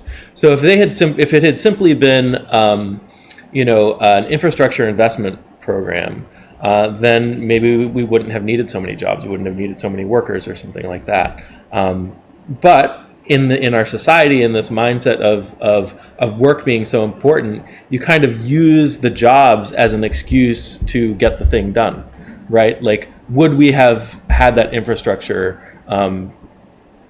built if we didn't have a need to kind of put all these people to work? If that wasn't our excuse to do it, yeah. And they found a way to put the people to work. Right, exactly. A good way, as it Yeah, turns out, but that was Yeah. the thing. yeah. Richard? In like India, they would actually build roads that were designed to like planned obsolescence, but with roads and things that we will wear out in 5 years, even though we could build a road that would last 40 or something. And our whole economy, we're telephones, they'll last like 3 years or 4 years, and then we have to buy another one because Because capitalism. we can have modular telephones and things like that. There was a like Kickstarter a few years ago. We can have replace the camera and replace this part and that part, or we can continue with the current system. We have to buy a whole new telephone. That would reduce waste if we just had the modular sort of thing. Yeah. Like locking you into like Apple's ecosystem and like keeping the innovation just at the right enough so that you want to get the new phone, but not so much that you can keep it for too long. There's that. And then the there's whole inefficiency and then the slowing down of the network of this telephone and the battery and having to burn through the battery faster and. At least Right, it's yeah. not for jobs though, right? That's just to make more money. No, that's to actually like increase the number of people who need to produce those things that you don't really need in the first place. Well, I mean, from the perspective of the business, they're always trying to kind of maximize their profit. So the question is, why are we setting up an economy in such a way that the profitable thing for businesses to do is to produce things that break really fast and need to be replaced? Is there a way to avoid that? There might be a second Yeah. thing here too, Yeah. which is like people like to show off that they can afford to buy the new phone, so that can be driving some of it. Like sometimes it's more in cahoots with the consumer than it seems. Not obviously everybody wants to buy a new phone, but like maybe enough. Sure. Or Or like I suspect sometimes that's like part of what's going on with the new iPhones, especially if they don't really Yeah, upgrade them because, that much. It's like and especially when they're That's new, when they're sold to them. That's an idea that's sold to them by the company. Yeah. It's That like it the- should the be, myth you're the of elite by getting the success. new one. If the Yeah. companies weren't doing that, like, I don't think people would care that. Sure, there would be those that it's too much in them that they have to feel special. Right. But I the guess- vast majority of people don't want to have to buy a new phone every 3 years. I mean, I know two the guys who just love to buy new phones. It's the funniest thing. Yeah. They always say, "Oh, look, and they can do this, they can do this, they can do this." and, Yeah, can I have your old phone? 2 years. Yeah, exactly. Because you also get planned obsolescence that there are less status symbols, like laptops or whatever. Right. That you're like, oh, this just like it doesn't like the battery isn't as good anymore, It- or I like think it's other just- technology So- that's not a status symbol. It- I think it's just it happened with nice, though. cars, I just too. like it. Yeah. It's fun. It's So, nice. you know, there was the Model T, right? And they were all black and they all looked exactly the same and they were the same year after year. And then Dodge came up with different colors for cars and Right. different models for cars. And, you know, it wasn't necessarily that they were even reducing the quality of the cars. It wasn't that they would necessarily break down sooner, although they probably did. But it was that they were providing different ones. So you saw someone driving a particular colored green car, you know that's from a couple years ago. They're not driving a new car or something like that. So they just keep changing it each year a little bit in order to get people to buy the new one. Yeah. And then there's today where you've SUVs that all look the same, and there's 12 companies that produce an SUV, but all of them look out exactly the same. There's like all that's different is the inside of them, that they have leather chairs or whatever. So there's like a lot of unnecessary resources going into this stuff. And labor is one of them, but it's not the only one. We're wasting a lot of resources on this stuff. And it's an interesting question, how would we reduce that? Yeah, and I guess that's what comes back to like these different motives that have Yeah. been put on the table, because obviously it's a different answer for like for the different motives. So for example, if people are trying to show off their status and you want to save resources, you try to tax, or I don't know, you try to do different things to steer status showing offness into the least resource intensive products as possible, because that motive is actually Right. quite convenient because it's like super flexible. You can waste money on a whole bunch of different things and not all of them have to take a lot of resources. So if people are trying to show that they can waste money, which sometimes they are, unconsciously usually, you know, you can kind of, I don't know exactly the policy or like the way you want to do it, but you would Or electric cars. want to like maybe, you know, somehow steer the spending. Yeah, I mean, I think It's a little bit if of you that. want, if there are Yeah, like resources, electric cars. Even giving to charity can be a costly signal of wealth too, and then Right. it benefits a lot of people. So, you know, if you can get the norms to go in that kind of direction. right? There actually was a program in ancient Athens where they shamed wealthy families into promoting like the building of temples and things like that with their wealth. And if they didn't do that, they would like exile them, or they would look down on them. Ostracized, yes. And so the only way that our family would get have an excuse not to do that every year is if they were on a long-term project, and if they So yeah, so the question is, how do you disincentivize this planned obsolescence thing? Well, I guess, I guess I'm still wondering, like, otherwise, where is it coming from? Like, for example, like, if the company's polluting, basically, such that no new company can come along and, like, create a longer-lasting phone that people would buy. And if so, then you need to, like, break up the collusion between the companies. Right? Some of them are, yeah. But one of the things that Apple did, they have this robot that takes apart their telephones, and so they can recycle the things that they were, and they can reuse the lithium or whatever from the telephone more easily, even though the battery thing's just pretty much exactly the same. So Yeah, so reusing the parts in your new phone would be one way to at least save the natural resources. I guess taxing, especially the really scarce. I think if you tax them enough, like they'll get expensive enough that the company might lose too many customers and might make longer lasting phones. People like can't afford to buy. Yeah, like the a lot of that rare earth stuff comes from like Africa and. China has a 90% supply cornering of this of rare earth. You're about to say that lithium crystals, weren't you? From Star Trek. So just kidding. And that's why they can like threaten people, and that's one of the reasons why they're trying to push the opening of new mines and things like that in California, even though they were shut down like a decade ago because they were. For those minerals. Mm-hmm. So Rick Stefanowski has a few comments on here on the live stream. He says, your discussion is straight from the Century of the Self documentary series I mentioned a few weeks back. That is excellent. I would recommend it. What is Okay. it? This self? The Century of Self. And he said, Edward Bernays, the nephew of Sigmund Freud, created public relations and modern day marketing. When I asked, do you think people really know what they want? They do not. It's been decided for them.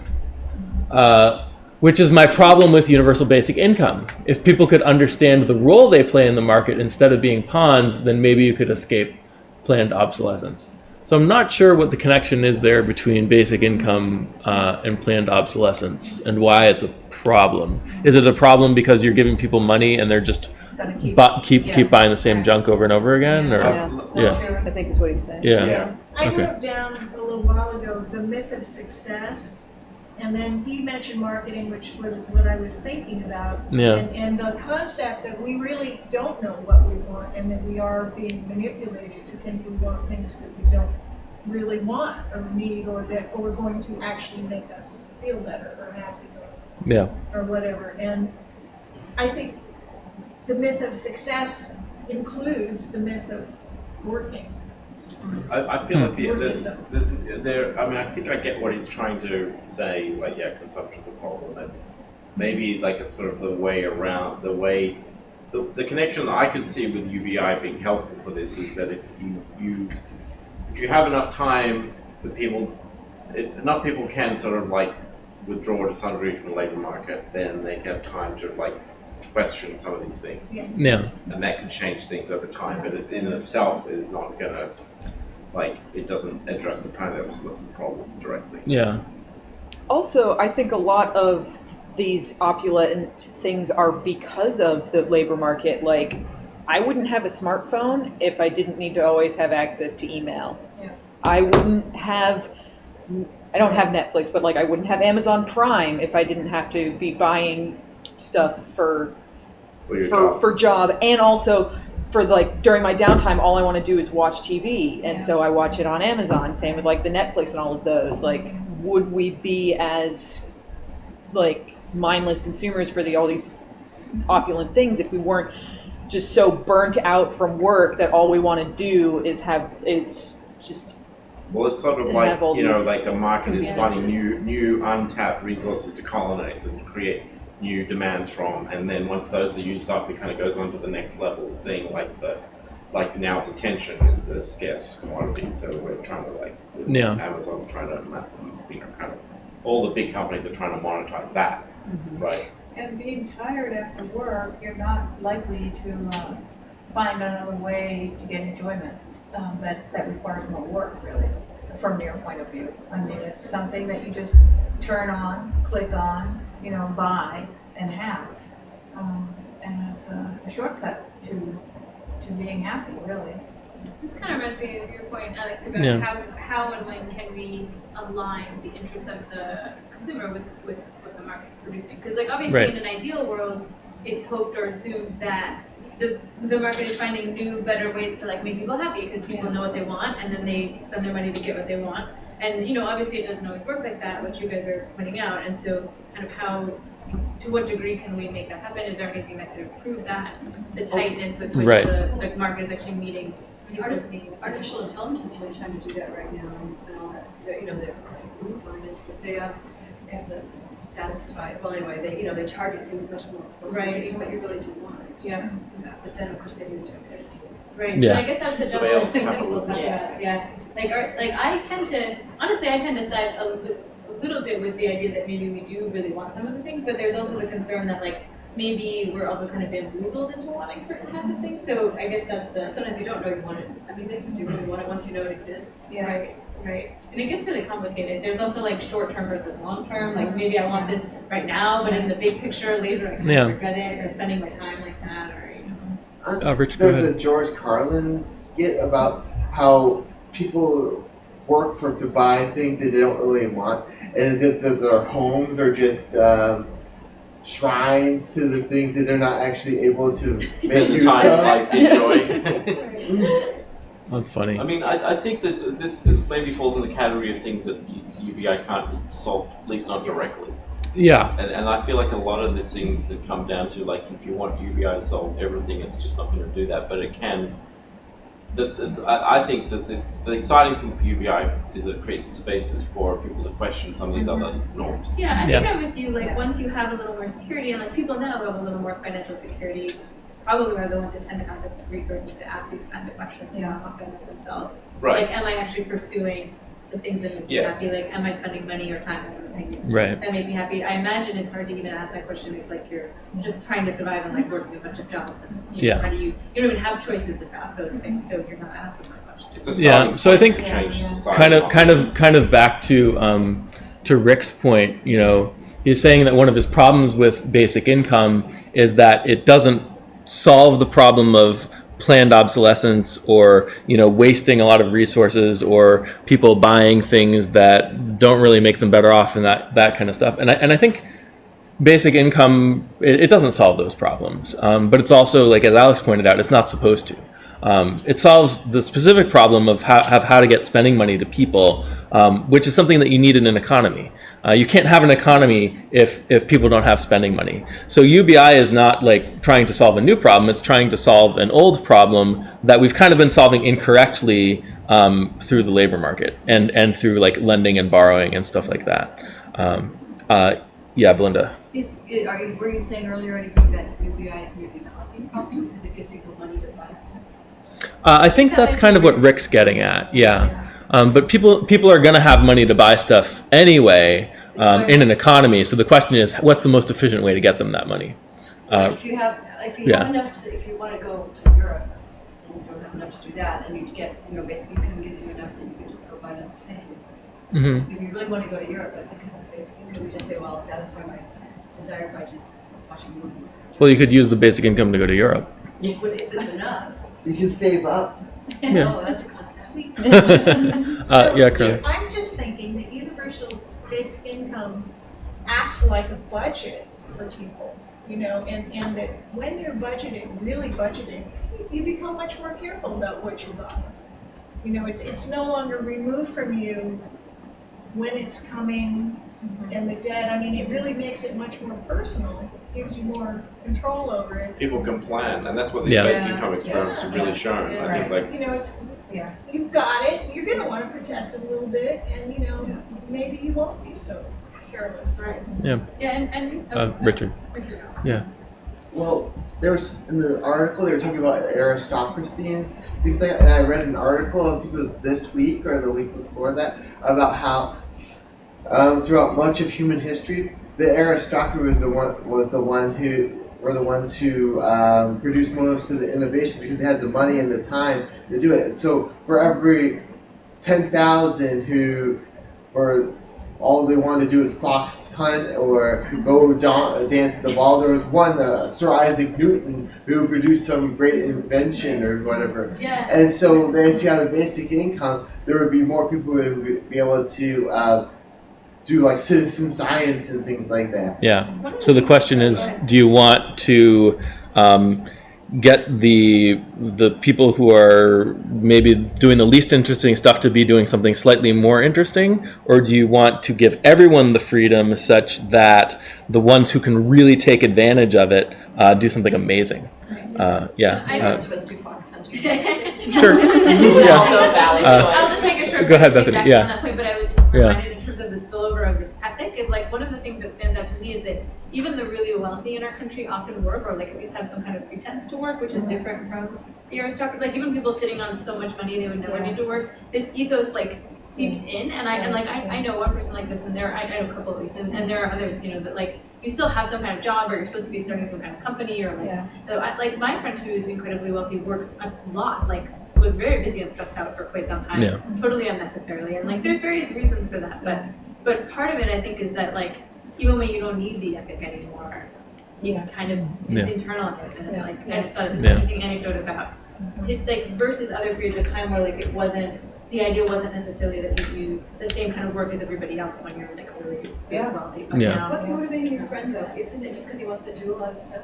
That's cool. well, I mean, I think that's like part of this too, right? Like that's the idea of getting meaning from your work is that you want to do a lot of stuff that's cool. So I guess I wasn't really separating those. No, I guess I don't mean to say that it's good or bad, but it's certainly different from like the idea of like having an aristocracy that doesn't work in the Right, no, I mean, I think he would be part of that aristocracy, but working because he wants to, not necessarily because of the work ethic that's instilled in him. Well, I guess I don't separate those things that much because what we want to do is shaped by, I think of what we want to do is shaped by our culture partly. So, you know, so why is it that he wants to do that and maybe somebody If else? it's out of joy or out of like, I should be doing this because you're supposed to do that, what? Or rather than, Yeah. I really like, this is cool, this is what a great idea, I want to do this energy. So Right. Yeah. yeah, so Rick has another comment. He says, part of what I'm saying is that people don't need more money to get benefits from the economy.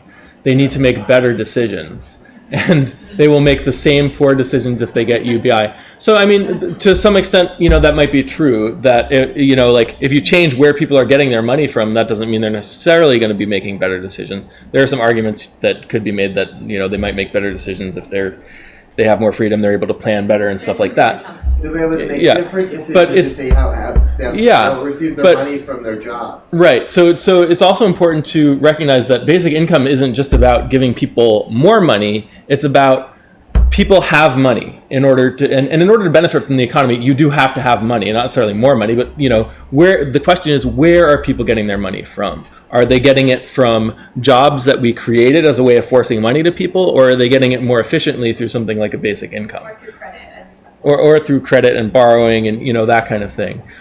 So this is a fundamental problem in the economy that people do need money to spend, and if they don't have any money to spend, then you don't have an economy.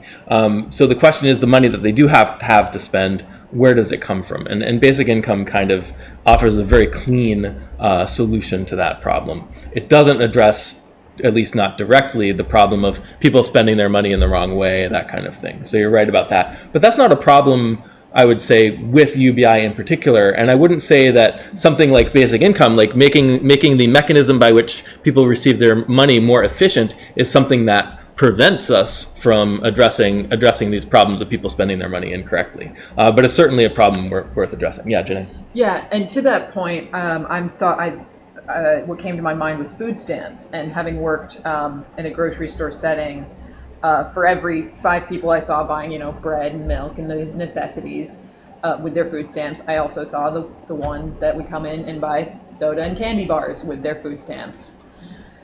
Yes, people aren't going to use it appropriately, but that's not. Yeah, I think the benefit is there, and it's. Yeah. And also, like, people deserve to be able to have nice things. Like, just because you're on food, like we don't say people who have wage labor jobs, like, oh, like you bought a candy bar, like that's a bad choice. Like It's there's very this, like that's this like paternalistic, right? deserving this idea of like only the people who really work are allowed to have nice things. So there are people who are like, I work like 3 different jobs at like these stupid laundromats and it's terrible and like I hate my life and like I just want some soda and some candy to like make myself feel better. And It's funny. It's like I heard this, like you hear somebody's outrage about the homeless people that have cell phones. Whereas the real outrage is there's homeless people. yes, Right? exactly. Like, that kind of thing. Like it's that kind of thing. Oh, well, how dare they have? If they can have cell phones, then they should be able to. Never mind the fact that cell phones are orders of magnitude cheaper than any kind of, Home. Yeah. So we're getting towards the end. Let's get people's final thoughts on workism and basic income. Yeah. I think that we've talked about a lot of these same points through this and different, but they're spun off of different topics. So it's interesting to have this all one thing, the workism and the idea of meaning in the job, the idea of how to get money in the economy versus a job or versus a basic income. All of this is, I think it's been a great kind of consolidation of the discussions that we've had. Yeah. Carly? I wrote down early on, and we repeated it later, the idea of identity and the myth, the marketing myth. And I do think that this is something that people have been trained into. It's not so much by choice, I see it having evolved over time. And that universal basic income is a way to break the pattern of it. I don't know if we can possibly predict what happens then, you see, but it certainly would stop the evolution that's going on now in some way, in some really big way. Yeah. Well, I'm excited to find out what happens. Bethany, go ahead. Yeah, I guess I'm also interested because I could see actually different. It's not so clear to me like what effect basic income would have on this ethos, like I mentioned before. So I'd be really curious to see what happened with that. Whether you'd see a subset of people who still have it really strongly, or not so much, or Yeah. Elizabeth? I got distracted by being really angry about the idea that people don't need more money to get more benefit from the economy. It's like with the number of people living under the poverty line, like it's literally actually true that many people need more money to get more benefit out of the economy. Colin? Well, I almost feel like I missed workism or whatever they're talking about. So I can't wait to find out what it is. Belinda? I don't know, I think it's really interesting just to look at the whole question because it's something nobody really questions that much. Yeah. You know? And just to say, well, do we really have to work to make money or to have money? It's really quite important. Yeah. Richard?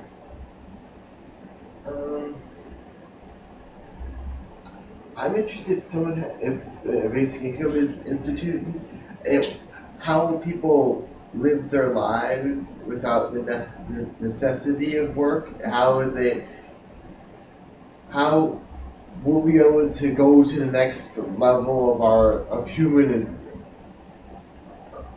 achievement or whatever? We'll be able to explore the universe with like Star Trek. We'll be able to get beyond. Well, one of the reasons I like basic income is that maybe we could if it's a means of transitioning to non-monetary economy, that there's this example that if you have trees, apple trees and orange trees and things everywhere, would you pay anything for those in a supermarket or whatever? Would you even need a supermarket?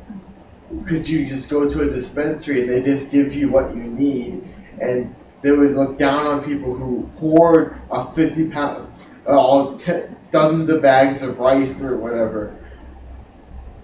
Okay. You're talking about like as a transition to a post-capitalist type world, right? Yeah, I thought this was a really good discussion. I thought the article was good in that it kind of touched on a lot of things we often talk about in these but it's like it really it nailed a lot of, I think, ideas about like workism and like the thing with millennials and the sort of Black Mirror like kind of like world that it sort of creates. So I think that was really kind of that's something that I think this article went around a lot because I think people did recognize it as being like true to life, like, you know, so. Yeah. Jay? I'm gonna, so also touching on kind of what Michael has said there, and also just from my personal experience as a reluctant workist, there was a time a couple years ago where I had no idea what I wanted to do with my life, what job I wanted to do, or anything. I was so burnt out from working, and I was just, all I wanted to do was donate my time, honestly, but I couldn't.